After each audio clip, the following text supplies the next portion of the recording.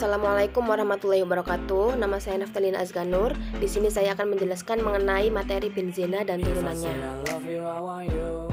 Nah, yang pertama yaitu mengenai sejarah dari benzena. Benzena ini pertama kali teridentifikasi oleh ahli bernama Kekule tahun 1865. Nah, menurut Kekule ini ia mendefinisikan bahwa benzena ini sebagai suatu hidrokarbon dengan susunan ke-6 atom karbon melingkar membentuk segi 6 beraturan dengan besar setiap sudutnya itu 120 derajat. Namun, sebelumnya juga Michael Faraday telah mengisolasi benzena pada tahun 1825 dari residu minyak pada pipa gas di London. Nah, benzena ini diidentifikasi karena untuk menjelaskan kandungan dari senyawa pada parfum. Nah, pengertian dari benzena. Apa sih benzena itu? Jadi benzena adalah golongan senyawa aromatis karena dalam strukturnya terdapat inti benzena. Kemudian struktur ikatan pada benzena terdiri dari ikatan rangkap dan tunggal yang berselang-seling dan digambarkan sebagai berikut. Nah, kemudian rumus struktur benzena yaitu C6H6. Bisa dilihat pada gambar tersebut yaitu struktur dari benzena. Kemudian ada tata nama senyawa benzena. Yang pertama yaitu benzena merupakan nama induk dari molekul penyusunnya. Kemudian nama substituen diposisikan di awal penyebutan. Jadi misal ada senyawa klorobenzena. Nah, di sini kan substituennya itu kan senyawa kloro ya atau klorin. Nah, klorin ini sebagai substituen ditaruh di depan, sedangkan benzena adalah nama molekul induknya sehingga ditaruh di belakang. Begitu juga dengan nitrobenzena, yaitu ada senyawa nitro yang ditaruh di depan, kemudian benzenanya ditaruh di belakang. Nah, selanjutnya yaitu jika suatu cincin benzena mengikat alkana yang memiliki gugus fungsi, maka benzena tersebut dianggap sebagai fenil. Sebagai contoh ada satu fenil, satu propanol. Di sini ada propanol sebagai substituen, namun propanol tersebut memiliki gugus fungsi sehingga benzena di sini dianggap sebagai fenil. Nah, kemudian ada penamaan benzena menurut posisi yang tersubstitusi atau posisi substituennya. Sebagai contoh di sini ada suatu struktur benzena yang mengikat suatu substituen R. Nah, R ini akan diatur posisinya di mana setiap sisi sebagai posisinya R ini akan berbeda namanya. Misal ada 3 nama ya, ini ada orto, meta, para. Nah, gambar yang pertama yaitu orto. Orto itu posisi substituen di mana jarak satu substituen dengan substituen yang lain itu berada pada satu sisi, sedangkan untuk meta ada 2 sisi dan untuk para ada 3 sisi. Bisa dilihat pada gambar tersebut perbedaannya. Nah, untuk selanjutnya yaitu sifat fisik dari benzena. Benzena sendiri memiliki wujud cair namun tidak berwarna, kemudian memiliki bau yang khas dan mudah menguap juga karena memang titik lelehnya itu rendah ya.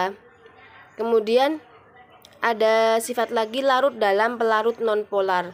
Ada beberapa contoh dari golongan benzena dan turunannya. Benzena ini titik lelehnya yaitu di titik 5,5 dan titik didihnya yaitu 80. Kemudian ada toluena yang memiliki titik leleh minus 95, kemudian titik didihnya 111, dan ada parasilena yang titik lelehnya itu 13 dan titik didihnya 138. Kemudian yang terakhir ada metasilena dengan titik leleh minus 48 dan titik didih 139.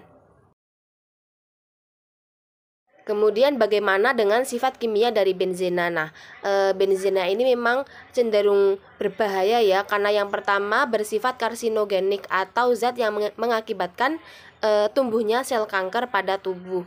Kemudian senyawa ini juga memiliki sifat nonpolar sehingga tidak bisa larut dalam air sebagai zat yang polar ya. Benzena ini bisa larut pada senyawa-senyawa yang nonpolar juga. Kemudian sifat lain dari benzena itu ada beberapa benzena dan turunannya yang bersifat tidak begitu reaktif. Kemudian yang selanjutnya itu mudah terbakar. Jadi ada benzena yang memiliki sifat eksplosif begitu ya. Misal seperti TNT sebagai bahan peledak, kemudian ada nitrobenzena juga sebagai bahan peledak, kemudian sifat yang lain itu lebih mudah mengalami substitusi daripada adisi. Masuk ke kegunaan benzena, yang pertama ada senyawa anilin. Nah, anilin ini digunakan sebagai zat pewarna diazo, kemudian ada bahan baku pembuatan obat dalam industri farmasi. Nah, anilin ini strukturnya seperti pada gambar di samping ya. Nah, selanjutnya yaitu senyawa dari toluena. Toluena ini senyawa yang terkenal yaitu dalam bentuk trinitrotoluena yang digunakan sebagai bahan peledak aktif atau juga sebagai bahan baku dinamit. Kemudian ada fenol. Fenol ini sering kalian jumpai dalam bentuk desinfektan.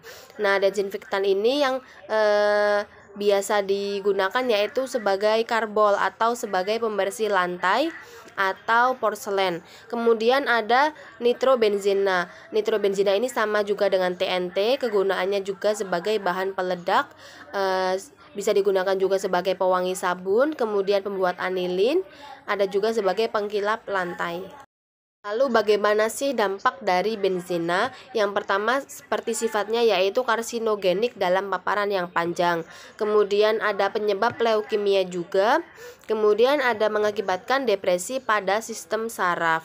Serta beberapa bahaya dari benzena untuk lingkungan yaitu memang sifatnya itu sulit terurai atau tidak mudah dihancurkan. Seperti yang sering dijumpai yaitu styrofoam. Styrofoam itu memang sulit diuraikan ya. Kemudian yang terakhir itu penyebab efek rumah kaca. Nah, contoh dari efek rumah kaca sendiri ini yaitu CFC atau klorofluorokarbon. Nah, ini adalah zat yang biasa ditambahkan sebagai zat pendingin AC atau kulkas. Jadi ini memiliki dampak menyebabkan efek rumah kaca.